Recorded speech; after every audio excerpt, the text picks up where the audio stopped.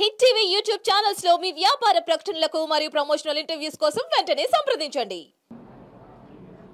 నేను ఎప్పుడు ఎన్నిసార్లు 5 సార్లు ఎలక్షన్స్ గెలిచిన తర్వాత ఎప్పుడు కూడా అవతల మీద ప్రతిపక్ష వాళ్ళ మీద ఎప్పుడు కూడా ఓడిపోయిన సంబంధించిన వాళ్ళ మీద ఎప్పుడు కూడా కక్ష సాధింపు చర్యలు చేయలేదు. 2019 ముందల కమ్మపాలనలో మమ్మల్ని అడ్డగించి అమరవాద పాలన చేసినా కూడా వాళ్ళ మీద అధికారం వచ్చిన తర్వాత చిన్న కేసు కూడా పెట్టలేదు. మా క్యారెక్టర్ అట్లాంటిది. మరి ఎలక్షన్ అయిన తర్వాత కార్యకర్తల మీద అమాయకుల మీద కొట్టడం, మరి వాళ్ళ మీద బూతులు తిట్టడం, కేసులు పెట్టడం, దౌర్జన్యాలు చేయటం ఎన్నో చేశారు. మీ అందరూ తెలుసు. మురళీని కానీ వీళ్ళందరినీ ఎలా కొట్టారో, కానీ వాళ్ళ మీద కేసులు పెట్టడం కూడా సరైన కేసులు పెట్టడం కూడా లేదు. అంటే పోలీసులు వన్ సైడ్గా చేశారు. మా మీద ఆ రోజు మురళి ప్రెస్ మీట్ పెట్టా అని చెప్పి కొట్టారంట. నేను అధికారంలో ఉన్నప్పుడు, మంత్రిగా ఉన్నప్పుడు కూడా బోల్డ్ మంది ప్రెస్ మీట్లు పెట్టారు. టీడీపీ వాళ్ళు ఇష్టం వచ్చినట్టు మాట్లాడారు. అంటే ఇప్పుడు వాళ్ళు ఇష్టం మాట్లాడినప్పుడు మేము కూడా ఆ రోజు చర్య తీసుకుంటే ఏమయ్యేవాళ్ళు? మాకు చేత కాకనా? అంటే ఏంటి మీ ఉద్దేశం? ఈ రకంగా చేయటం మంచి పద్ధతి కాదు.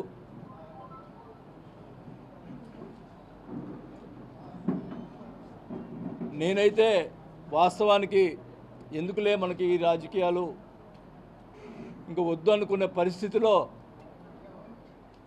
మీరే నన్ను మళ్ళా తీసుకొచ్చారు రాజకీయాలకి. ఈ ప్రతిపక్ష వాళ్ళని కూడా ఈ సభాముఖంగా తెలియజేసుకుంటా ఉన్నా. నేను వదిలిపెట్టను ఒంగోలుని. ఖచ్చితంగా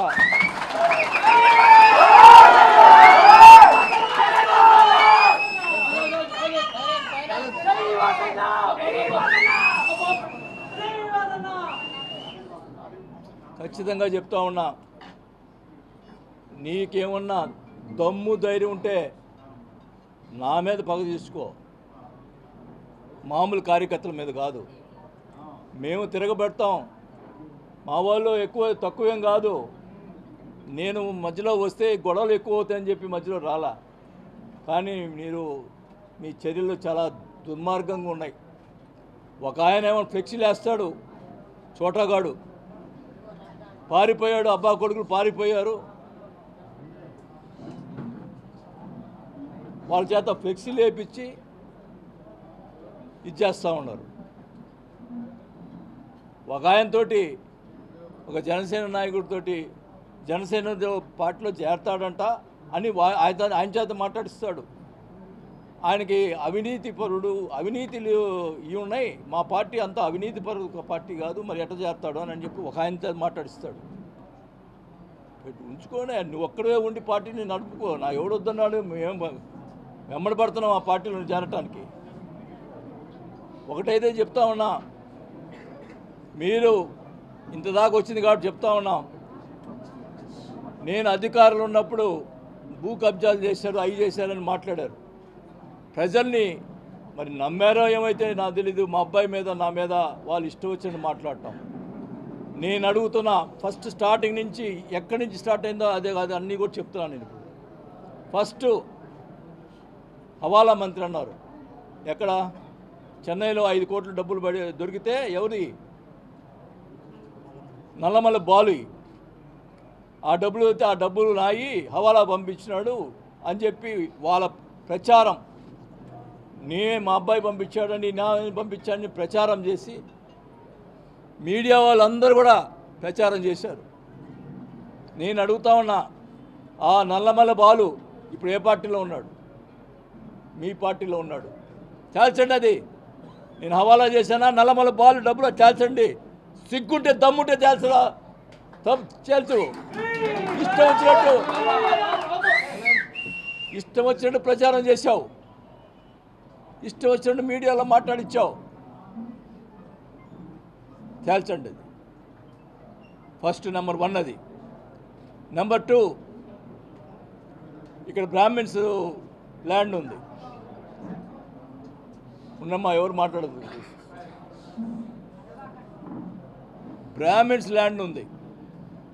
ఆ బ్రాహ్మిన్స్ ల్యాండ్ సంబంధించి మనిషి ఎవరైతే ఆ రోజు నా దగ్గరికి వచ్చి ఈ ల్యాండు నేను కొన్నాను, నాకు కావాలని చెప్పి మా పార్టీ వచ్చి అడిగాడో, అప్పుడు నేను ఎంఆర్ఓని పిలిపించి మాట్లాడాను.